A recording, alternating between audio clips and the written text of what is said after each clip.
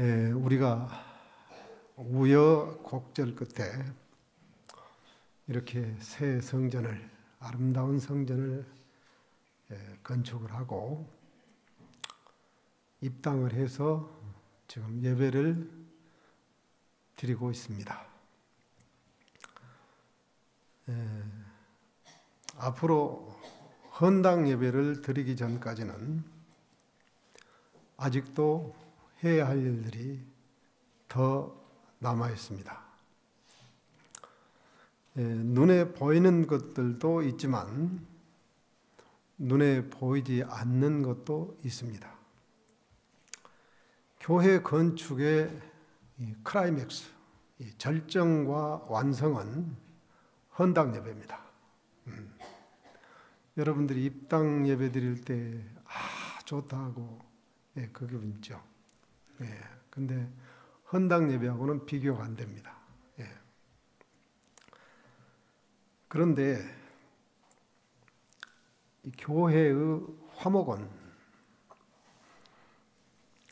가장 먼저 중요하고 교회의 화목은 항상 중요합니다.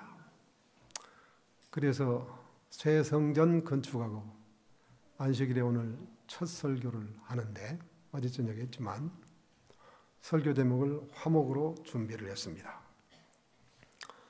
교회는 화목해야 하나님이 함께 하시고 화목해야 교회가 발전하고 화목해야 교회가 성장하는 것입니다. 고사성어에 가화만사성이라는 말이 있습니다. 이 말의 뜻을 여러분 아시죠? 가정이 화목하면 만사성, 만 가지의 일들이 이루어진다, 그런 뜻입니다. 가정이 화목하면 모든 일들이 잘 이루어진다는 뜻입니다. 그래서 가정은 화목해야 하고 항상 화목해야 하는 것입니다. 반대로 불화를 하면 어떻게 될까요?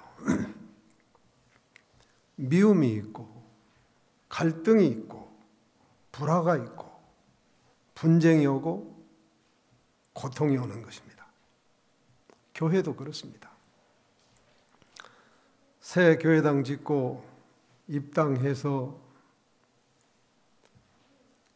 가장 중요한 것은 화목이라고 하는 것은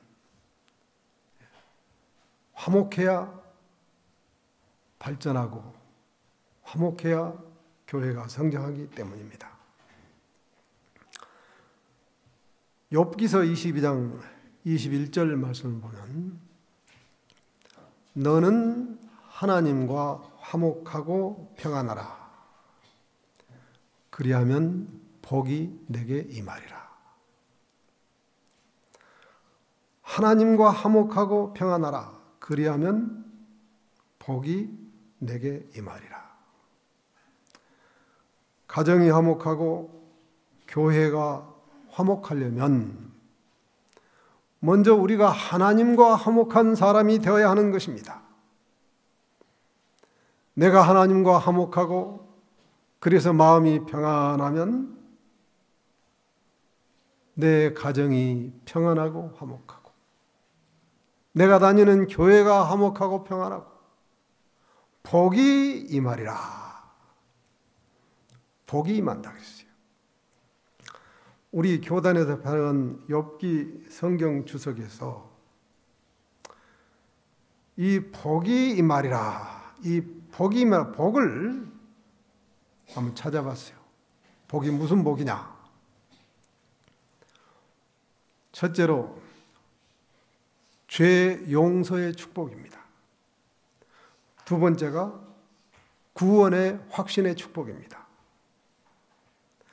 하나님과 화목하면 죄를 용서함 받고 구원의 확신을 갖게 된다고 하는 겁니다.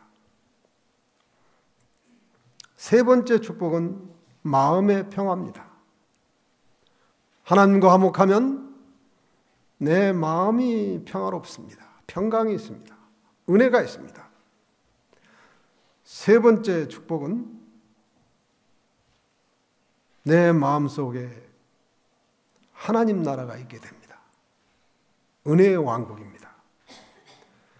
네 번째는 죄를 이기는 사람이 됩니다.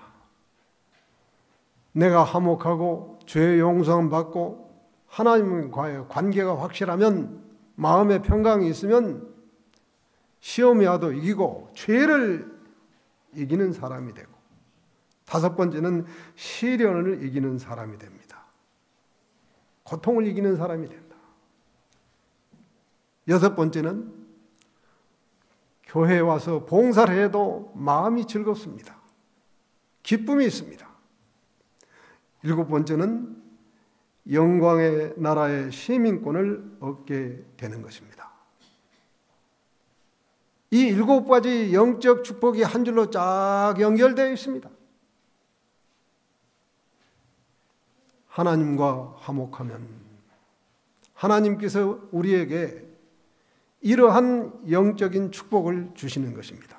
그러면 내가 어떻게 하면 죄를 용서함 받고 하나님과 화목을 할 수 있을까요? 질문을 하나 드리겠습니다. 아담이 에덴 동산에서 죄를 짓고 에덴 동산을 이제 쫓겨나야 되는데, 왜냐하면 거기서 죄 짓고 생명나무 열매를 따 먹으면 죄 짓고 영원히 살게 됩니다. 생명나무 열매 먹으면 죽으면 죽지 않고 영원히 살게 되니까, 그러면 더 큰 비극이 오게 되는 겁니다. 여러분, 죄 있는 몸으로 죽지 않고 영원히 산다고 가정해 보십시오. 아담의 자손들이 죄 짓지 않고 계속해서 산다고 생각해 보십시오. 어떻게 되겠습니까? 더 큰 비극이 옵니다.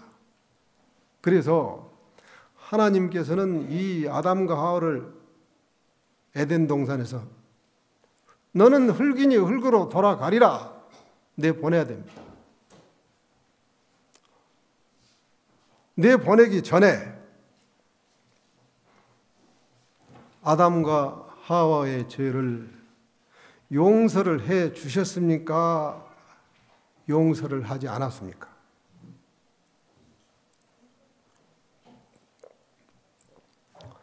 용서해서 내보냈습니까? 용서하지 않고 너는 흙이니 흙으로 돌아가리라 하고 내보냈습니까?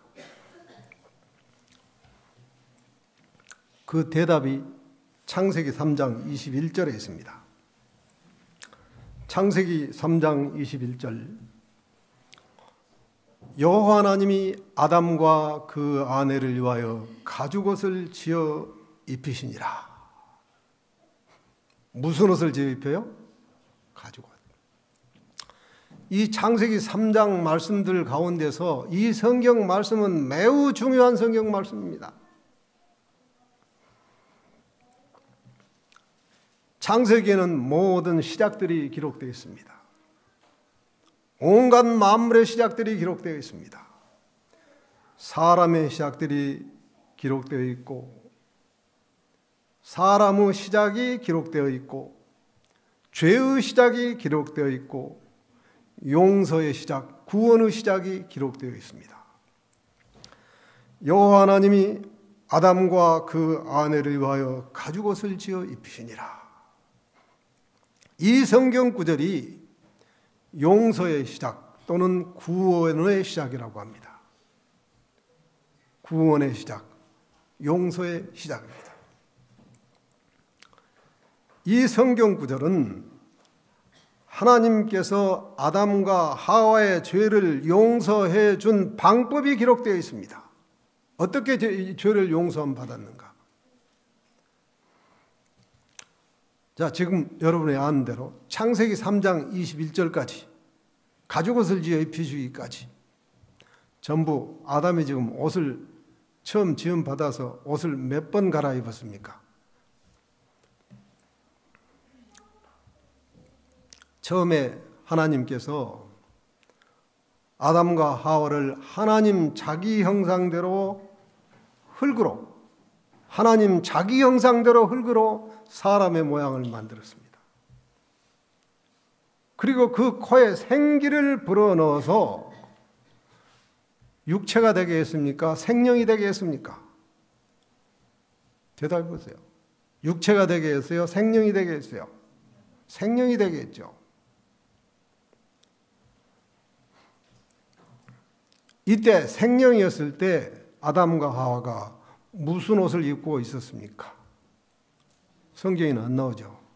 근데 부조와 선지자 46쪽에 보면 이 죄가 없는 아담과 하와는 천사들처럼 그랬어요. 누구처럼? 천사들처럼 빛과 영광의 옷을 입고 있었다 그랬습니다. 처음 생명으로 지음 받았을 때 입었던 옷이 무슨 옷이요? 빛과 영광의 옷. 영광스러운 찬란한 광채가 몸에서 빛이 나죠. 그게 옷이었어요.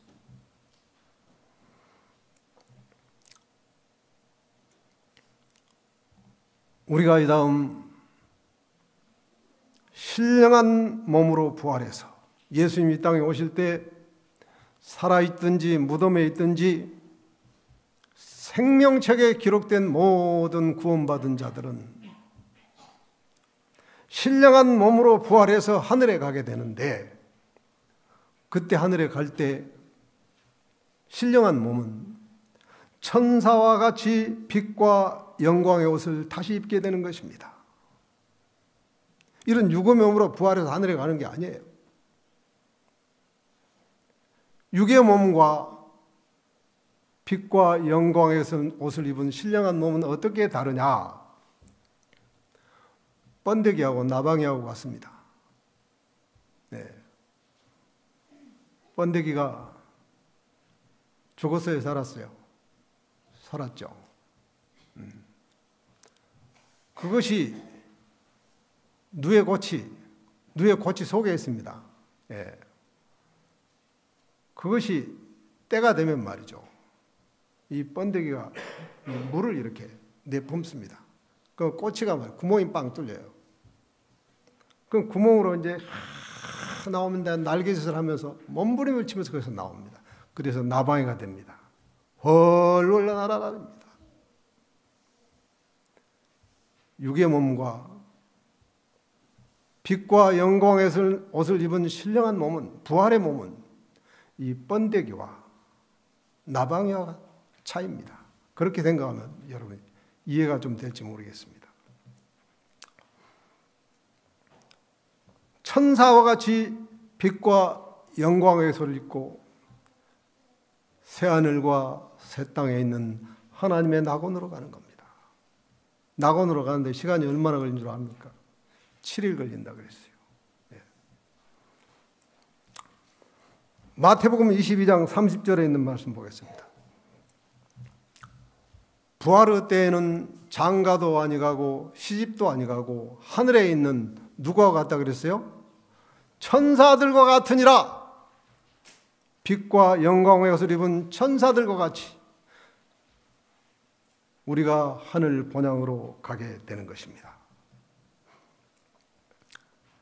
처음 생명했을 때 입었던 옷이 무슨 옷이요? 빛과 영광의 옷. 그 다음에 아담이 두 번째로 무슨 옷을 입었느냐? 아담과 하와가 두 번째로 입은 옷은 하나님의 말씀에 불순종해서 죄를 지었을 때, 그때 빛과 영광의 것이 사라져버렸어요. 그때 육체가 된 겁니다. 생명이 육체가 됐어요. 죄 있는 육체가 됐어요. 육체 안에 죄가 있게 됐어요. 욕심이 있고 이기심이 있고. 욕심이 보이지 않지만 이게 있어요. 욕심이 잉태하면 행동으로 나옵니다. 죄를 짓는 행동으로 나옵니다. 욕심이 자라면 죄를 짓게 되는데,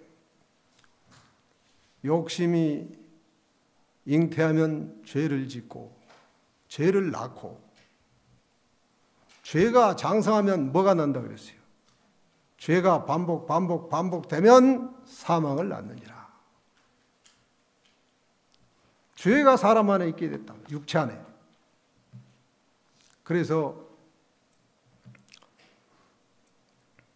죄를 지었을 때 생명, 빛과 영광의 옷은 사라지고, 죄인 육체가 되었을 때 그때 아담이 무슨 옷을 지어 입었어요? 창세기 3장 7절에 이에 그들의 눈이 밝아 자기들의 몸이 벗은 줄을 알고 무화과 나무 잎을 엮어 치마를 하였더라.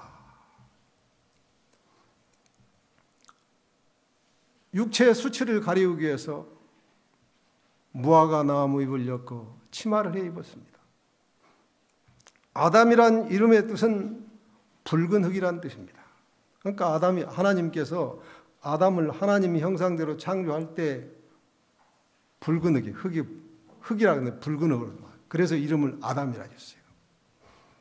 하와의 이름의 뜻은 생명이란 뜻입니다. 생명을 낳고 기른다고 하는 뜻입니다. 여러분, 우리 하나님의 품성은 용서와 사랑입니다. 에덴 동산 동편 입구에서 육체가 되어버린 이 아담과 하와를 내보내기 전에 사랑하기 때문에 죄를 용서하시고 가죽옷을 지어 입혀주시면서 이제 네가 동산 밖을 나가서 육의 몸으로 살면서 또 죄를 짓고 또 짓고 하는데 하나님께로부터 용서를 받을 수 있는 방법을 가르쳐 준 게 바로 창세기 3장 21절입니다. 얼마나 중요한 성경 구절입니까? 여호와 하나님이 아담과 그 아내를 위하여 가죽옷을 지어 입히시니라. 하나님이 아담과 하와의 죄를 어떻게 용서하셨습니까? 죄 있는 육체의 몸으로 무화과 나무를 엮어 치마를 해 입고 에덴 동편 입구에서 이제 내보내기 바로 직전에 하나님께서 가죽옷을 지어 입혀 주기 위해서 뭘 준비했겠어요? 양을 양을 몇 마리 준비했겠습니까? 아담과 해야하니까 2마리. 아담 하와 앞에 양 2마리를, 양이 얼마나 온순한지 모릅니다. 양은 말이요, 칼로 쿡 찔러도 소리를 안 져요. 그냥 그대로 푹 쓰러져요. 내가 그 이스라엘 성지연수 갔을 때 모압 평지 가서 양들 키우는 거 많이 봤어요. 그리고 가이드가 이제 버스 타고 갈 때 설명을 하는데 늑대들이 말이죠. 양 우리에 이제 공격을 해왔는데 광야에서 우리에 들어가서 양을 말이야 뒷다리를 물고 질질 끌고 가는데 소리를 안 질러. 그냥 그대로 끌려간대요. 그렇게 온순한 게 양입니다. 양 2마리를 아담과 앞에 딱 세워놓고 하나님 방법을 가르쳐 줬습니다. 머리에 손을 포개서 올려놓으라. 이걸 안수라고 그래요. 안수. 포개서 올려놓은 다음에 안에 있는 죄를 토해내라. 밖으로 양에게로 옮겨라. 이게 자백입니다. 자백을 통해서 안에 있는 죄를 양에게로 옮겼어요. 그 다음에 칼로 이제 죄 없는 양의 인간의 죄를 대신 이제 뒤집어 쓴 겁니다. 죄 때문에 이 양은 인간의 죄를 대신 죽어야 되는 겁니다. 그래서 양을 찔러 이제 죽여야 되는데 이때 하나님이 양을 죽였을까요? 아담과 헤아가 각자 죽였을까요? 어떤 사람은 하나님이 죽였다. 어떤 사람은 아담과 헤아가 죽였다. 답이 2개로 나올 겁니다.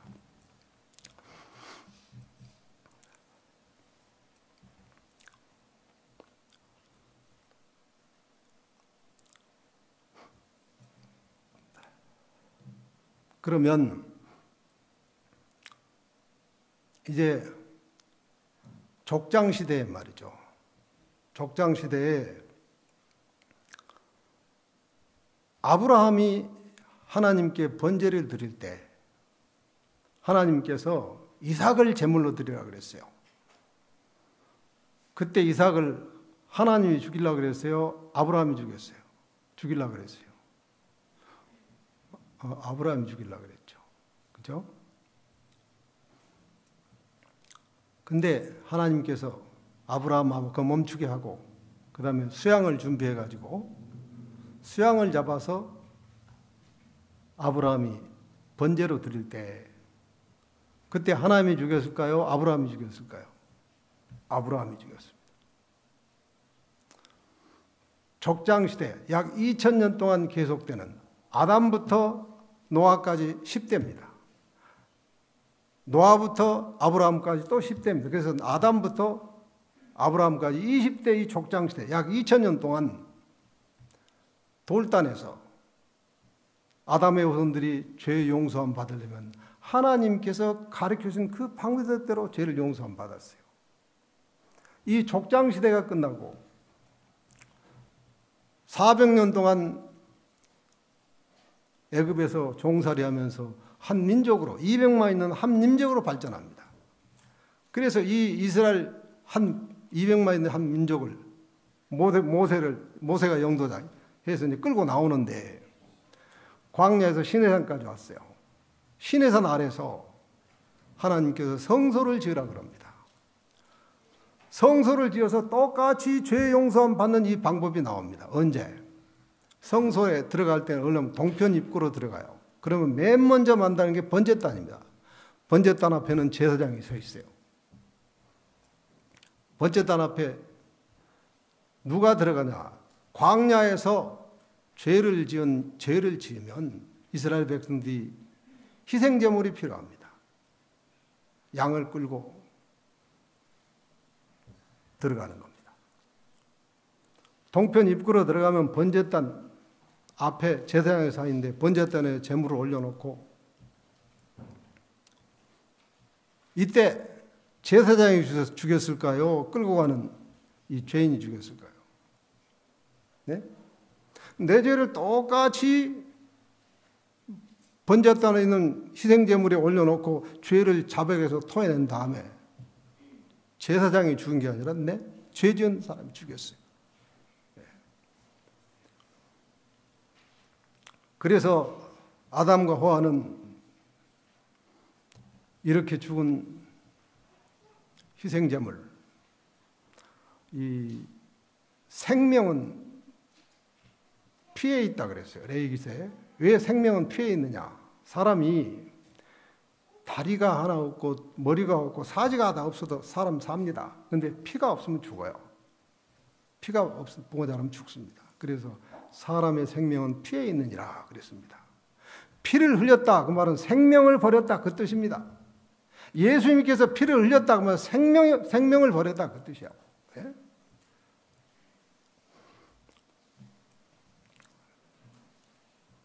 그래서 하나님께서 아담과 하와 각각 양을 죽게 해서 안수하고 죄를 옮겨서 내 죄 대신 양을 죽게 해서 그 양 가죽을 벗겨서 가죽옷을 지어 입혀줬습니다.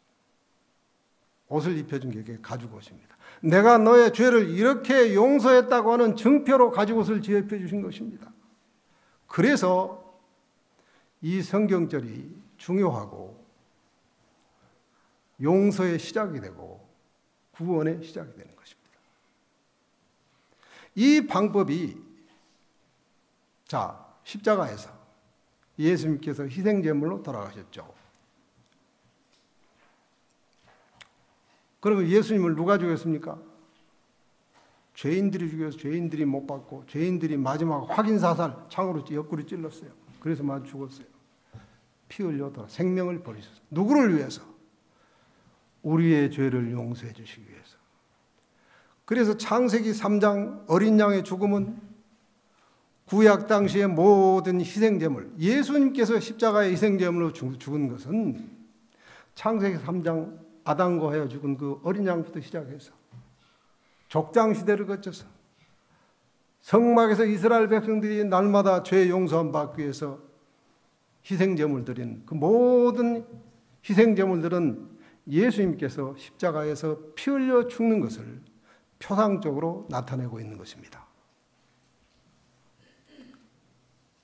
그 표상을, 그 예표를, 그 상징을 이루기 위해서 주님이 이 땅에 오셔서 희생제물로 십자가에 돌아가셨어요. 우리가 오늘날 죄를 용서함 받으려면 어떻게 해야 합니까? 요한일서 1장 9절에 있는 말씀 보십시오. 만일 우리가 우리 죄를 뭐하면?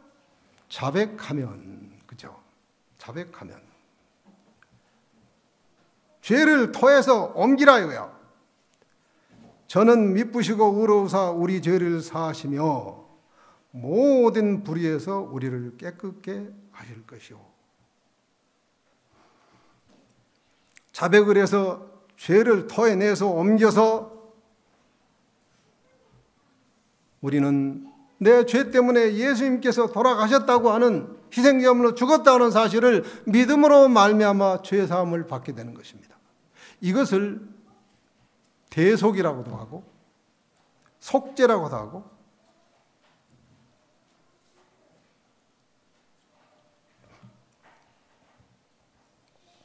대속, 속죄,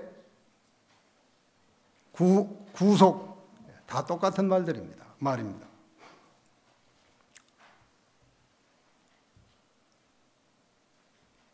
자백해서 믿음으로 말미암아 용서받았다고 하는 것을 믿음으로 말미암아 용서함 받고 그 다음에 회개입니다.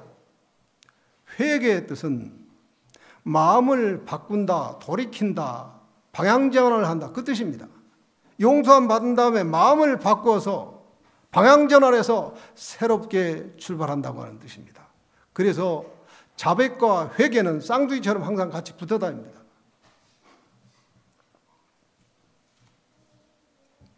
하나님께서는 아담과 하와의 죄를 용서했다는 증표로 가죽옷을 입혀주셨습니다. 입혀주신 하나님의 이제는 죄인이 아니고 의인이다 그 뜻입니다. 용서함 받은 의인이다. 육의 몸을 입고 죄악 세상을 살면서 우리는 날마다 이렇게 죄를 용서함 받고 새롭게 출발하라고 용서함 받는 방법을 하나님께서 하나님의 말씀을 통해서 우리에게 가르쳐 주셨습니다. 이것이 구약에서 번제가 되었습니다. 번제는 구약 성경에서 가장 오래된 제사 제도입니다. 하나님께서 보시기에 좋았던 이 세상은 인간의 죄로 말미암아 오염되어 죄악 세상이 되었고 빛과 영광의 옷을 입은 사람은 죄를 아는 육체가 되어 날마다 하나님의 용서가 필요하게 된 것입니다. 아담은 에덴 동편 입구에서 좀 떨어진 곳에서 하나님께서 입혀주신 이 가죽옷을 입고 농사를 지었어요. 농사를 지을 때 가죽을 입고 하나님께서 내 죄를 이렇게 용서해 주셨지. 네. 에덴 동편 입구에는 천사들이 화염금을 들고 아담의 자손들이 들어오지 못하도록 지키고 있었어요. 들어와서 생명나무 열매를 따먹으면 큰일 나기 때문에 그 화염금에는 하나님의 임재를 상징하는 쉐키나의 광채가 빛나고 있었습니다. 아담과 하와는 에덴 동편 입구 쉐키나의 광채가 빛나는 이곳을 향해서 돌단을 쌓고 아침 저녁으로 번제를 드려 죄 용서함을 받고 하나님께 순종하는 생애를 살며 후손들에게 하나님께서 가르쳐 주신 이 죄 용서함 받는 방법 930년 살면서 대대로 가르쳤어요. 그것이 아벨의 제단에서 노아의 제단에서 아브라함의 제단에서 성소의 번제단에서 죄 용서함 받는 똑같은 방법이 전수되었습니다. 예수님께서 이 땅에 오셨을 때, 말씀이 육신이 되어 이 땅에 오셨을 때, 요한복음 1장 29절에서 이튿날 요한이 예수께서 자기에게 나오심을 보고 가로되, 예수님을 가리켜서 보라 세상 죄를 지고 가는 하나님의 어린 양이라 했어요. 이 세상 죄라고 하는 뜻은 아담의 모든 후손들의 죄를 말하는 것입니다. 세상에 무슨 죄가 있습니까? 사물이 무슨 죄가 붙었습니까? 세상 죄라고 하는 뜻이 무슨 뜻이요? 아담의 후손들, 여러분과 내 죄를 말하고 있는 겁니다.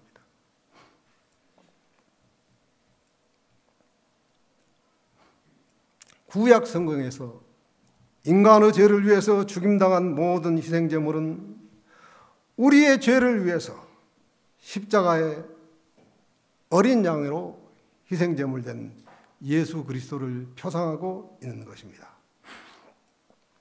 하나님을 믿지 않는 사람들은 하나님을 모르기 때문에 사람과의 관계 속에만 삽니다. 하나님과의 관계는 없어요. 그런데 하나님을 알고 하나님을 믿는 우리들은 관계가 하나 더 있죠. 첫째가 하나님과 나와의 관계입니다. 그 다음에 둘째가 사람과의 관계입니다. 그래서 10계명도 1계명부터 4계명까지는 하나님과의 관계입니다. 5계명부터 10계명까지는 사람과의 관계입니다. 이 두 가지 관계를 잘 유지하라고 10계명을 주셨습니다. 그런데 이 두 가지 관계는 영적으로 연결이 되어 있습니다. 내가 하나님께로부터 내 죄를 용서함 받은 다음에 내가 다른 사람을 용서하는 것이 서로 연결이 되어 있어요. 하나님께 내 죄를 용서함 받고 나도 다른 사람을 용서하는 그 용서가 서로 연결이 되어 있다고 하는 겁니다. 마태복음 6장 14절 말씀 보겠습니다. 너희가 사람의 과실을 용서하면 너희 천부께서도 너희 과실을 용서하시려니와.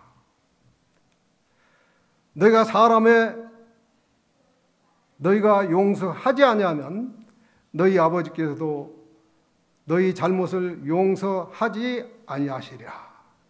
연결되어 있죠? 용서받는 것과 용서하는 것이 연결되어 있습니다. 용서를 해야 용서를 받고 내 죄를 하나님께 용서를 많이 받으면서 나도 용서를 할 줄 모르면 내가 용서받은 모든 죄가 무효가 되고 감옥에 갇힌다고 하는 것입니다. 근데 시간이 하다 보니까 다 조금 더 해야 되는데 그만할까요? 좀 계속 할까요? 예? 그만하자는 사람 손 들어 보십시오. 예? 저 이인선 씨 혼자 손 드네. 예? 조금만 더 하겠습니다.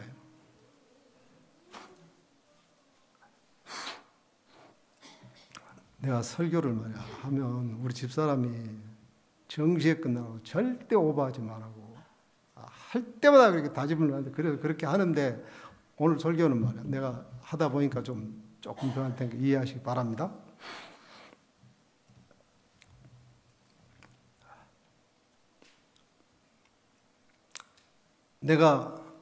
내게 잘못한 사람, 실수하는 사람, 내 마음을 아프게 한 사람, 가까운 사람들이죠.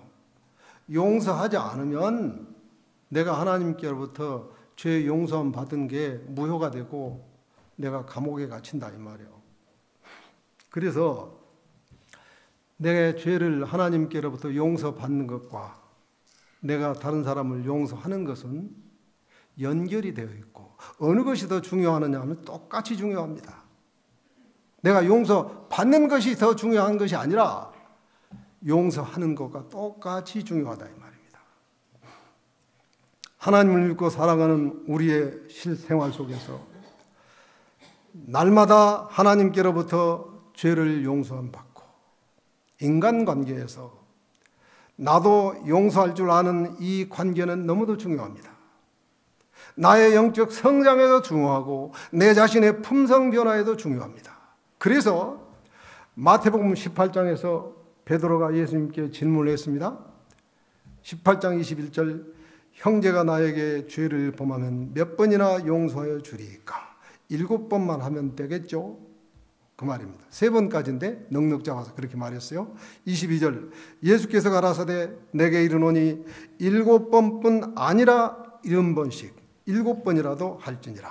490번 용서하란 말이 아니라까지 항상 용서하고 끝없이 용서하라고 하시면서 23절부터 34절까지 용서에 대한 교훈을 비유로 말씀하셨습니다. 그런데 이 비유가 천국입니다. 천국이는 마태복음 23장 보십시오. 18장 23절 말씀 보십시오. 이러므로 천국은 그랬죠. 천국. 예. 왜 이 비유가 천국 비유인가? 천국은 한문으로 하늘 천자 나라 국자입니다. 하나님 나라라고 하는 뜻이에요. 하나님 나라는 2곳에 있습니다. 바리새인들이 예수님께 하나님 나라가 어디 있습니까? 하고 물어봤어요. 예수님께서 뭐라고 그랬습니까? 누가복음 17장 27절에 하나님 나라는 여기 있다 저기 있다고도 못하리니 하나님 나라는 어디 있다 그랬어요? 너희 안에 있느니라. 내 안에 하나님 나라가 이루어지는 것. 이걸 은혜의 왕국이라고 합니다. 그리고 두 번째는 하늘에 있는 셋째 하늘에 있는 하나님 나라. 이걸 영광의 왕국이라고 합니다. 그런데 내 마음속에 하나님 나라가 언제 이루어지느냐? 내 죄를 자백하고 회개해서 용서함 받았을 때 이때 내 마음속에 하나님께서 은혜와 평강을 주십니다. 이것이 신앙용어로 은혜의 왕국이고 하나님 나라입니다. 용서함 받았을 때 내 마음속에 하나님께서 이루어 주시는 천국 하나님 나라. 이 사람이 항상 내 마음속에 은혜의 왕국이 회복된 사람이 이 땅에 살면서 예수님 이 땅에 오실 때 영광의 왕국으로 가는 것입니다. 부활의 몸으로. 그런데 하나님께로부터 용서를 받았을 때 내 마음속에 이루어주신 하나님 나라는 이 천국은 불완전합니다.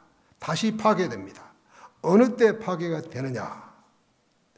내가 다시 죄를 지으면 파괴가 되고 내가 용서해야 할 사람을 용서하지 않을 때 파괴가 됩니다. 그래서 예수님께서는 마태복음 18장 21절에 70번씩 7번 항상 끝없이 용서하라고 한 다음에 23절부터 용서해야 할 이유를 비교로 교훈을 하셨습니다. 이 비유에서 등장하는 인물들이 있습니다. 첫째로 임금, 왕이 등장을 합니다. 이 임금은 예수 그리스도를 표상합니다. 두 번째로 잘못해서 임금님께 1만 달란트 빚진 종이 나옵니다.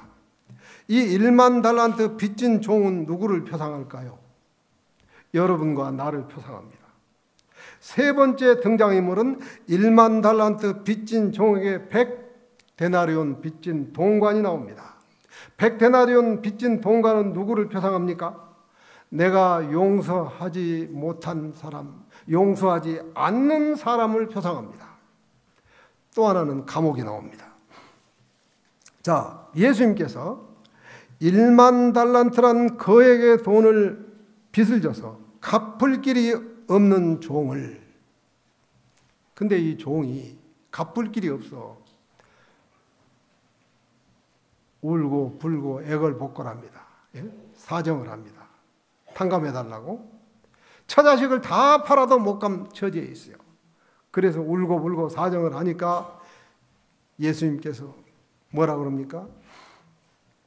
1만 달란트를 탕감을 해줍니다. 탕감. 네. 얼마나 감사하겠습니까? 네. 그런데 이 종이 이번에는 집으로 돌아오는 길에 자기에게 빚진 빚을 얼마 줘요? 100데나리온. 네. 100데나리온과 1만 달란트 차이는 비교가 안 됩니다. 네. 1만 달란트가 1억이라고 그러면 100데나리온은 100만 원밖에 안 되는 돈이에요. 나에게 100데나리온 빚진 동관을 만나게 됩니다. 근데 이 동관이 기한이 지났는데도 100데나리온을 안 갚았어. 너 왜 기한이 지났는데 안 갚았냐? 갚으라. 그러니까 조금만 참아 주십시오. 그럼 내가 갚겠습니다. 그런데 안 된다 하고 동관 멱살을 쥐고 성경의 멱살을 잡고 끌고 감옥으로 데려가서 감옥에 쳐넣었어요. 갚을 때까지, 백단위로 갚을 때까지 감옥에 넣었어요. 근데 옆에서 함께 가던 동관이 그걸 보고 왕에게 가서 고자질해 버렸어요. 1만 달러 탕감받은 그 종이 가면서 백단으로 진 그 사람 만나서 감옥에 넣었습니다. 왕이 진노를 해서 그 종을 당장 잡아들여라 하면서 뭐라고 했습니까? 33절. 내가 너를 불쌍히 여김같이 너도 내 동관을 불쌍히 여김이 마땅치 아니하냐. 너도 탕감해 준 것 무효다.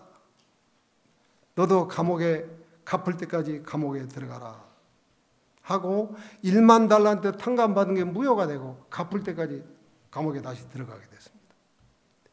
그러면서 예수님께서 마지막 결론으로 무슨 말씀을 했습니까? 35절 말씀. 너희가 각각 중심으로 형제를 용서하지 아니하면 내 천부께서도 너희에게 이와 같이 하시리라. 용서를 해야 할 사람을 용서하지 않으면 내 마음속에 은혜의 왕국 천국은 사라지고 하나님 나라는 사라지고 미움의 감옥에 들어가게 됩니다. 갈등의 감옥에 갇히게 됩니다. 괴로움의 감옥에 갇히게 됩니다. 그래서 용서를 받는 것과 용서를 하는 것은 똑같이 중요하다고 하는 겁니다. 왜 이렇게 될까요? 왜 우리가 이렇게 될까요? 여러분, 하나님께 기도할 때 내 죄를 용서해 달라는 기도는 적극적으로 하죠. 날마다 많이 하죠. 그런데 나한테 잘못한 사람, 나에게 고통 주고 나에게 실수하고 안 좋은 사람 용서해 달라고 하는 기도를 얼마나 많이 합니까? 용서하는 마음을 갖게 해달라고는 얼마나 많이 합니까? 그래서 1만 달란트 왕에게 빚졌다가 탕감받은 이 신하는 여러분과 저를 표상하고 있다고 하는 겁니다. 그렇습니다. 우리는 용서를 받기만 하고 용서를 하는 데는 인색한 사람들입니다. 그렇습니까? 안 그렇습니까?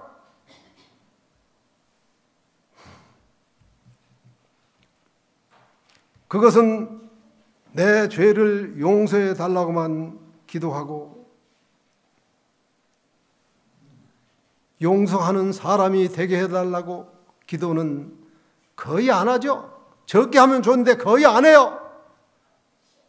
그렇기 때문에 우리는 인간관계에서 조금만 뭐하면 용서를 하지 않으면 미움의 감옥에, 갈등의 감옥에, 괴로움의 감옥에 갇힌다고 하는 겁니다. 내 마음속에 하나님 나라가 사라져버려요. 영적으로 자라지도 못하고 품성 변화가 안 됩니다. 이렇게 됩니다. 그래서 예수님께서 마태복음 6장 14절 다시 봅니다.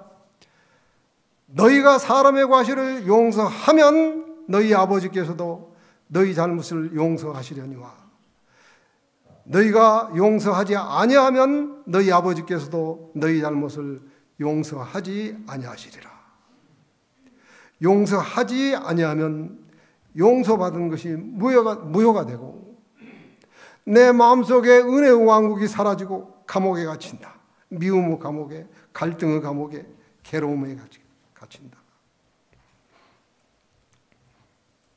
그래서 우리는 성경 말씀을 통해서 용서를 받는 방법도 잘 배워서 그대로 실천해서 날마다 말씀대로 용서 받는 것도 중요하지만 그 다음 인간관계에서 나 자신의 구원을 위해서 내 마음속에 하나님 나라가 있게 하기 위해서 내 마음속에 평화를 깨트리지 않으려면 항상 용서하는 사람이 되어야 할 것을 예수님께서 교훈하신 것입니다.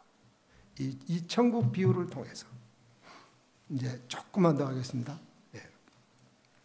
성경 말씀 골로새 3장 13절 누가 누구에게 불만이 있거든 서로 용납하여 피차 용서하되 주께서 너희를 용서하신 것과 같이 너희도 그리하고 이 모든 것 위에 사랑을 더하라.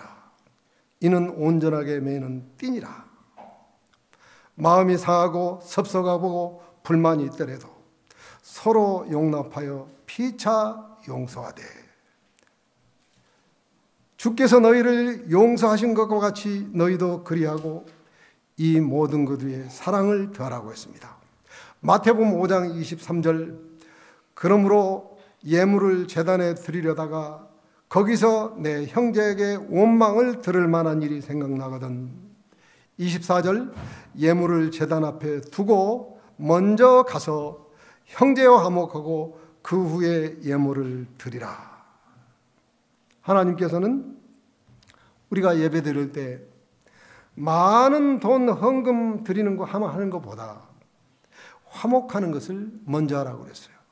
용서하고 화목하는 것을 먼저 하라고 했습니다. 헌금보다 용서하고 화목하는 것을 더 중요하게 생각하셨습니다. 여기셨습니다. 몇 달 후에 우리가 새 성전을 하나님께 드리는 헌당 예배를 드리게 됩니다. 이 성전 헌당 예배를 드릴 때에 이 새 성전과 함께 용서받고 하나님께로도 용서받고 용서하는 사람이 되어서 화목하게 됩니다. 이 화목을 함께 묶어서 하나님께 드려야 되지 않겠습니까? 왜 아멘 안 합니까? 헌당 예배 드릴 때 가만히 앉아서 이 건물만 하나님께 드리지 말고 이 성전과 함께 우리의 화목을 함께 묶어서 하나님께 드려야 하지 않겠습니까, 여러분? 새 성전을 주신 하나님께 감사하면서 이날 감사한금도 다 준비하시기 바랍니다. 하나님은 우리에게 화평을 주시고 기쁨을 주시고 감사로 충만케 해 주실 것입니다. 이때 하나님 나라가 내 안에 있게 되고 우리 모두의 심령 속에 은혜와 평강이 있게 될 것입니다. 이때 하나님께서 내 품성을 변화시키고 내 믿음을 자라게 하는 것입니다. 그래서 교회의 화목은 먼저 중요하고 항상 중요한 것입니다. 너는 하나님과 화목하고 평안하라. 그리하면 복이 내게 임하리라. 용서받고 용서하는 가운데서 하나님과 화목하고 가정에서 가족과 화목하고 부부가 화목하고 가까운 사람과 화목해서 가정이 화목하고 교회도 화목해서 우리의 가정과 봉두리 교회는 항상 작은 천국이 있는 가정들과 교회가 되기를 바랍니다. 이 원래 우리 봉두리 교회는 가족적인 교회입니다. 가족적인 분위기고 원래가 화목한 교회입니다.